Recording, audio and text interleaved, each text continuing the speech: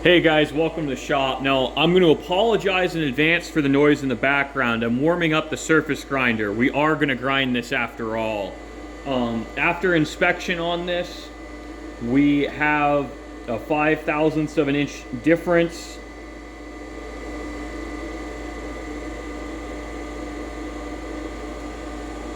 In how thick each side is, or how centered it is. So what I need to do is I need to shift center this way. Or, no, what I need to do is I need to shift center this way here. Because what's happening is this piece here, it's sitting too far on this side. So what I'm going to do is I'm going to take 2/1000ths of an inch on the grinder off on this side. Now this is a precision ground rod, but I'll just move the indicator so you can see it. We're sitting perfectly on 5 thou here, but this rod has about 0.5 of run out in it. So I'm just going to mark it. I'm going to grind 2 thou off this side, and we'll check it again. I'm not going to be able to talk while I have the grinder running. I'll be wearing a respirator. This is going to be a short and sweet video. We'll do a detailed explanation on how I inspect these later on.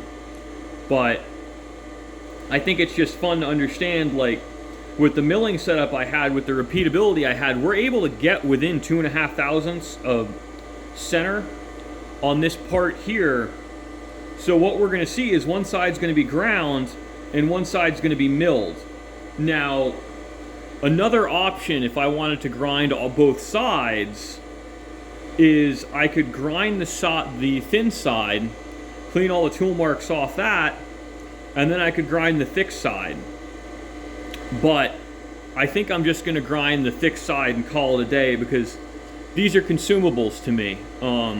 I don't consider setup V-blocks to be lifetime tools, and I'm not interested in treating them as such. I think it's really counterproductive, and there are certain times where it's just faster to accept you're going to damage your tools and clip them with an end mill and make the part. So if I were to not record, I could make these V-blocks in under an hour, well under an hour. So just understand, like, not all of this stuff needs to be perfect. It just needs to be good enough to accomplish your tasks.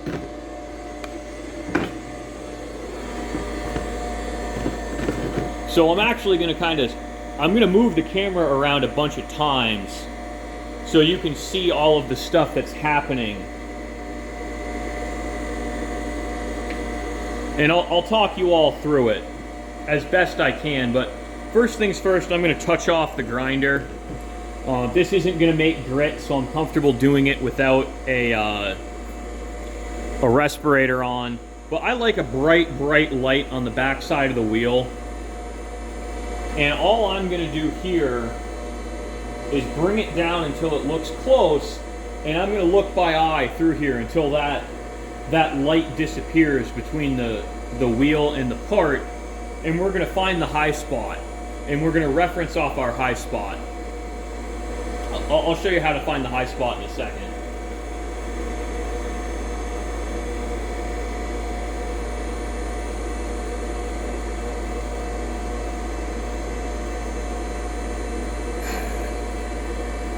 Alright, so that was heavy. I slipped up there.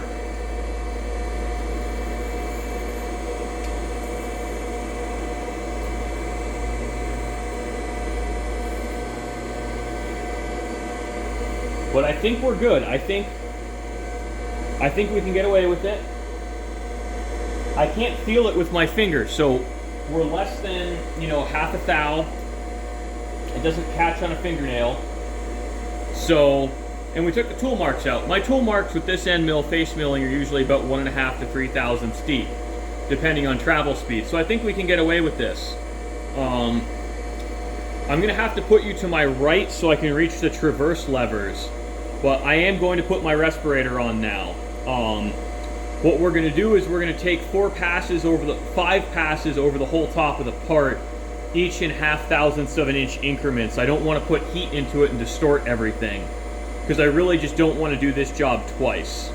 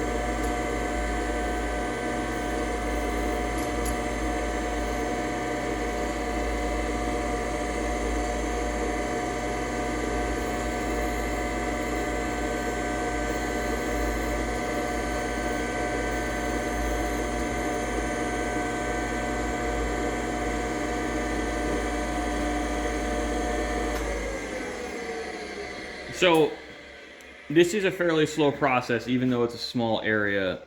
What I was doing at the end is it's actually just called sparking out, where you don't change anything else. And When I'm comfortable that I'm getting the same amount of sparks off the whole part in all areas, I'll stop. You know, I'm curious to see how well this worked. I think this is going to look a little funny. I didn't even clean up all the tool marks on this, and I didn't dress the wheel either, so we do have a pretty crappy finish on it. But this is really a tool that's going to get beat up, and it's also not finished yet. It's just easier to mill it or grind this so all the V's are centered while it's still one piece, instead of having to grind 3 of them individually. So, you know, we're only at the 10 or 11 minute mark. I think we're just going to inspect this one last time. And hopefully I didn't get myself confused and clean the wrong side while I was talking to you guys, which is not out of the realm of possibilities.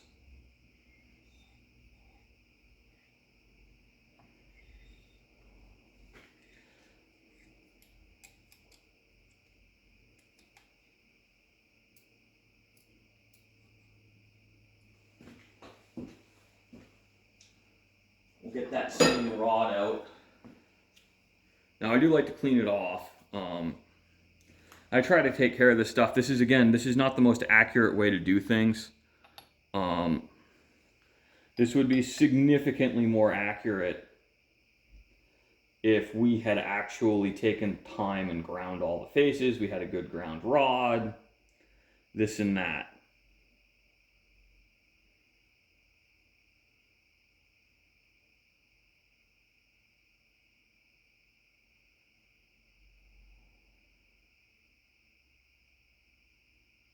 All right, so we've got a good 0 on this side.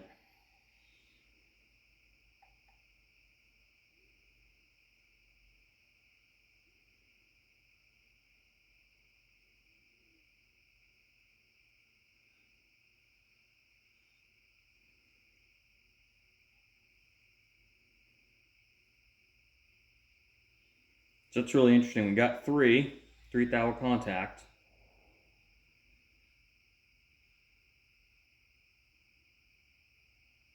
Set 0 one more time.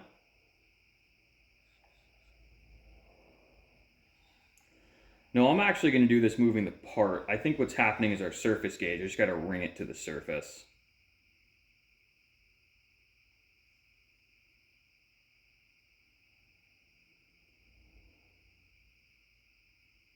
So we set 0. I would say that's a pretty decent 0. Not perfect, but suitable.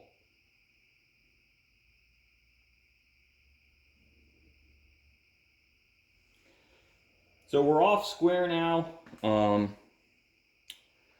We're actually pushing towards the other side by 2/1000ths of an inch. So we're within 1/1000th of square now. And I think what that means is I'm not going to touch anything on the surface grinder. I'm just going to come down 1/1000th of an inch and we're going to call it a day. Wherever I am at that point is going to be accurate enough for my purposes and certainly good enough for YouTube. We're just going to move on from this part of the process.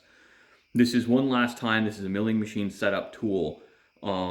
Being perfectly centered and having everything square on this is less critical than it would be if this were an inspection tool. I just like to have accurate tools because it does make the setup a little bit easier. You don't need to do this if you're making V blocks. I think for almost 100% of the work a hobbyist will do, you could use the method I've shown where I cut the V in the machine and call that good enough. You can compensate for any errors on that. It's just that I'm cutting 3 out of this because I think there's a good chance I'll damage 1. I really want these to be about 1 inch long. This material was just large enough to make 3. So I'm just trying to hammer it home that we are not trying to make super high precision tools here. We're just making it a little easier in the setup later. So thanks for watching, guys. I really hope you enjoyed, and definitely tune in for the next step when we're going to knife these off with the slitting saw. And then once we deburr them, we're going to put them into service on another project.